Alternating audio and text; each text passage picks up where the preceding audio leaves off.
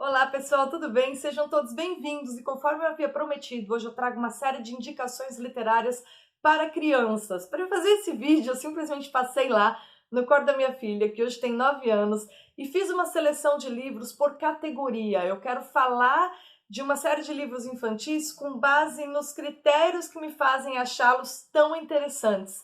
E esses livros todos foram comprados desde que ela tinha 4, 5 anos, tá? Então, essas indicações que eu tô fazendo são para crianças entre 6 até 10 anos. Depois eu prometo que eu faço um outro vídeo para adolescentes e crianças maiores, tá? Embora alguns dos que eu vou mostrar aqui vão interessar sim crianças de até 12 anos. Vou falar de dois livros que a gente leu milhões de vezes e que tem como característica especial a sonoridade. Então, ambos esses livros, por que eles são tão legais? Porque eles brincam com a sonoridade, ou seja, são escritos em verso, então tem um trabalho poético por trás, mas são livros que montam uma sequência e depois desmontam. É mais ou menos, é um processo análogo dessas duas historinhas que eu vou mostrar, é um processo análogo àquela montagem de torre que as crianças fazem quando são bem pequenas com bloquinhos, tá? Não sei se vocês...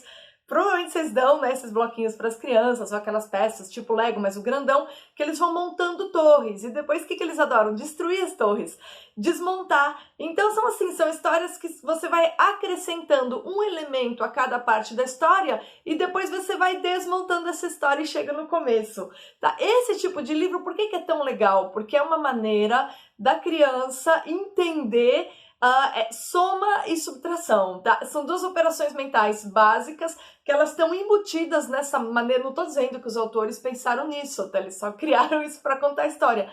Mas assim, são esse tipo de livro que você vai acrescentando uma coisa a cada página e depois você vai tirando, você coloca a criança em contato com as noções de ordem, de sequência, de adição, de subtração. Então, além de ela estar se divertindo pra caramba, e além dela estar entrando em contato, né, com o universo poético, porque ambos esses que eu vou mostrar têm uma linguagem super trabalhada, poeticamente eles são lindos, e olha que são traduções aqui, os tradutores aqui são de mão cheia. Você tem também esse trabalho de lógica por trás, tá? Esses dois livros aqui, esse aqui é muito bonito, esse é A Casa Sonolenta, ele é escrito por um casal, né? A Audrey e o Don Wood, um deles ilustra e um escreve. E esse livro aqui, então assim, as ilustrações são lindíssimas, isso aqui é um clássico, tá? Muitas escolas até inclusive adotam como livro paradidático para grupo 3, 4, 5, isso é bem para criança mesmo. Um outro livro que também faz esse jogo de sequência, que é um clássico também, é esse Uma Girafa e Tanto, né? O Shel Silverstein é um autor infantil bem conhecido, tem vários livros deles traduzidos para o português, acho que um deles é A Árvore Generosa, que é o mais conhecido, mas o livro que eu acho dele mais legal é esse Uma Girafa e Tanto. Como esse livro veio parar aqui em casa, minha filha é obcecada por girafa, né? Então um dia ela viu a capa desse livro, se encantou, leu na livraria e pediu, tá? Ela era bem pequenininha. Esse livro foi traduzido pelo Ivo Barroso, então é uma tradução muito bem feita, porque Ivo Barroso é um poeta, tá? E aí é o mesmo estilo. Começa com uma estrutura simples e essa estrutura simples ela vai se tornando complexa. Mais elementos vão sendo inseridos na história até o ponto que chega a um nível de acúmulo absurdo e tudo isso vai voltando ao normal. Então é aquela história, acréscimo e decréscimo, tá? Então tem mais coisas para desenvolver, digamos assim, a imaginação e a capacidade lógica da criança do que vocês podem imaginar. Lendo a história à primeira vista não dá para pensar o quão rica ela é, mas ela é muito rica para acompanhar os primeiros anos na escola. Bom, ainda falando sobre sonoridade, vocês devem ter reparado, vocês que têm filhos pequenos, que as crianças são muito sensíveis à poesia, né? E tem muitos pais que não dão a mínima bola, mas que a criança gosta de poesia. Justamente por isso, porque as crianças realmente gostam, o Stevenson, que é um autor maravilhoso, é o autor do Magic e o Monstro, ele tem um livro chamado A Children's Garden of Verses. E eu tenho esse livro há um tempão em inglês, porque eu adoro Stevenson, e um dia eu descobri que isso aqui foi traduzido para o português, com ilustrações lindas. É uma iniciativa da FTD Editora, tá? E esse é um livro As narrativas são mais complexas, né? Tem algumas historinhas que são simples de entender, mas isso já é para criança talvez de 7, 8 anos. Eles entendem sozinhos? Sim, mas é um livro legal para ler junto, ler com a família. Esse aqui é muito legal. Um outro elemento ao qual as crianças não resistem é o humor. E aí tem um livro que também eu descobri quando a minha filha era pequena, que é essa série de um autor chamado Ian Faulkner, né, que é da personagem Olivia, que pelo visto é baseado na filha dele. E são todas histórias pelas quais todas as crianças passaram, né? A gente tem esses dois aqui em casa e minha filha lê isso aqui sozinha até hoje, se diverte, morre de rir, adora a Olivia. E um dia foi tão engraçado que ela estava agora, já grande, né, revendo esse livro. Aí ela virou para mim e falou, não, realmente, ver uma porca de pijama, né, tocando piano, não tem comparação. Essa é a cena do piano, tá? Então, e assim, as crianças amam, justamente porque ela é uma personagem engraçada. Então a Olivia, ela tem o tipo de atitude que toda criança tem.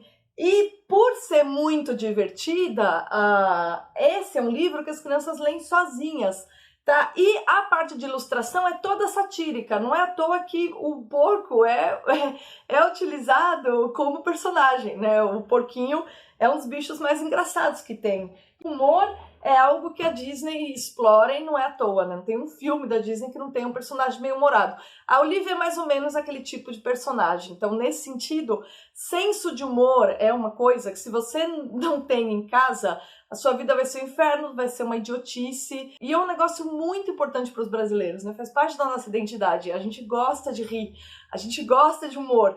Eu vou dar um livrinho sobre não sei o que. Não, dá um livro para o seu filho aprender a tirar sarro da vida, ver o que tem de engraçado e ver o quão ridículas são as atitudes da maior parte das crianças, porque isso vai ajudar ele no amadurecimento, ele vai aprender a rir dele mesmo, porque a Olivia faz todas as malcriações que todas as crianças fazem. Obviamente, falando, já que a gente está no Brasil, eu não posso deixar de indicar também o nosso clássico, né, que é O Monteiro Lobato. Esse livro aqui foi selecionado na segunda série, na escola onde minha filha fez a segunda série, tá?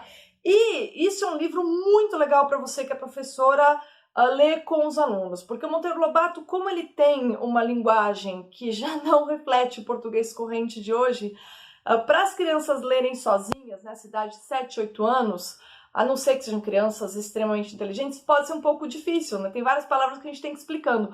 Mas para adotar como livro paradidático, ainda para mim é a melhor opção, tá? Por quê? Porque isso aqui gera muita discussão, as histórias são legais, vocês sabem, as crianças têm cada uma personalidade, e o Monteiro Lobato, ele fala dos problemas do Brasil, especialmente nesse livro, tem uma parte engraçadíssima, onde ele fala sobre a burocracia e a enrolação do governo brasileiro, né? O quão ineficiente o governo brasileiro está aqui numa parte dessa história, dessa aventura. A gente tem não só a Biblioteca Azul, que lançou em capa dura toda a obra do Monteiro Lobato, como a gente tem também uma opção mais barata, que é a da Ciranda Cultural. Olha, para uma professora de português, trabalhar Emília no País da Gramática com os alunos. Para mim, o Monteiro Lobato, para a criança, isso é algo que as professoras de ensino fundamental não deveriam desprezar. Para mim, realmente, ele ainda é o grande autor para se trabalhar assim em primeiro, segundo, terceiro ano.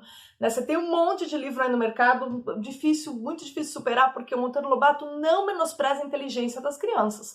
E se você é professor, você deve ter isso em mente, tá? Para os pais que querem introduzir os clássicos dentro de casa, também o Monteiro Lobato é um cara interessante, porque ele também adaptou, né, várias historinhas. Tem o Don Quixote das crianças, mas ele também tem o Homero recontado, ele tem a Odisseia recontada, ele tem vários livros, além de fazer referência aos clássicos em todas as outras histórias.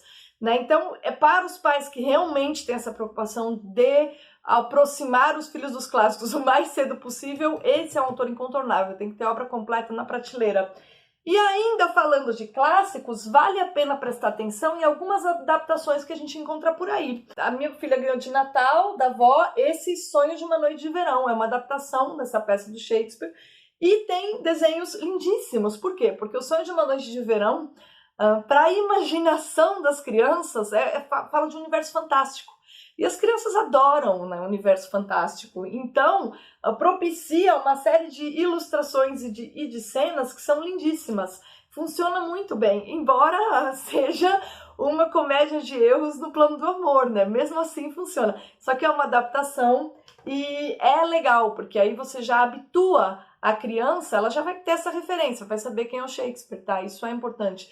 Desde cedo você habituar as crianças ao que é melhor. Aí você ensina a ter exigência, inclusive na escola, né? Porque não é toda professora que sabe fazer aquela seleção legal, né? E a gente pode conversar disso com as professoras. Tem coisa melhor aí, livro paradidático. Agora, por último, eu gostaria de tocar num assunto que para mim é um dos mais importantes de todos, que é o quanto as crianças adoram quadrinhos e quanta coisa legal a gente tem em quadrinhos, tá? Eu não sei se vocês repararam, vocês têm crianças aí no grupo 5, primeiro ano, em fase de alfabetização, que as professoras boas, elas sempre recorrem a tirinhas e aos quadrinhos. Por quê? Porque nos quadrinhos a gente tem todos os registros da linguagem coloquial e também os registros da linguagem formal. E eles estão mesclados o tempo todo. E a gente, indiretamente, está ensinando para as crianças como que os registros da linguagem se encontram sobrepostos, em justaposição o tempo todo, tá? Então, quadrinhos não tenham preconceito nenhum. É um negócio extraordinário. Tanto é legal que eu vou deixar aqui na descrição todas as adaptações que a LPM fez dos clássicos em quadrinhos.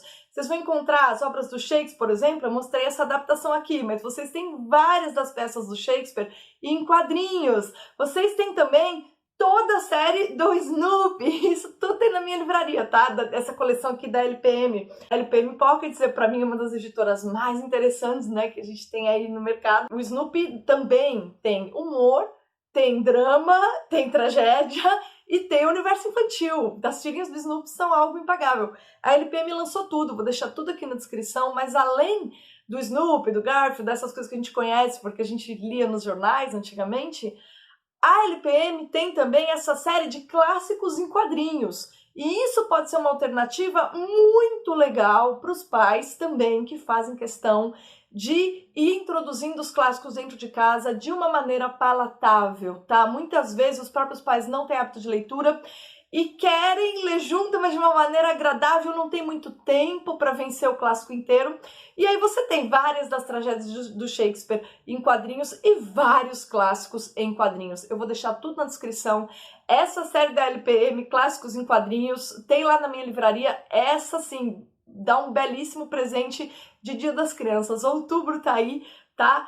Podem comprar com tranquilidade que as crianças vão adorar. E se você não tem o hábito de comprar gibi, acredite, a leitura de gibi é sim uma belíssima introdução para qualquer criança formar hábito de leitura. Essa coisa de forçar uma literatura específica é boba. No primeiro momento, o que importa é que o exercício da leitura e o contato com os diversos registros da linguagem seja frequente na vida das crianças, tá? É isso que vai letrar. Isso que é letramento, né? E quando a gente sabe, assim como a gente sabe comprar brinquedos, a gente sabe também oferecer o livro como objeto de diversão e desenvolvimento ao mesmo tempo, a gente vai estar educando as crianças, criando bons hábitos de leitura, aprimorando a concentração e também ajudando as professoras, né? Não deixando tudo para elas, porque o nosso papel, a gente nunca pode esquecer, é mais importante do que a escola, tá? Porque a criança,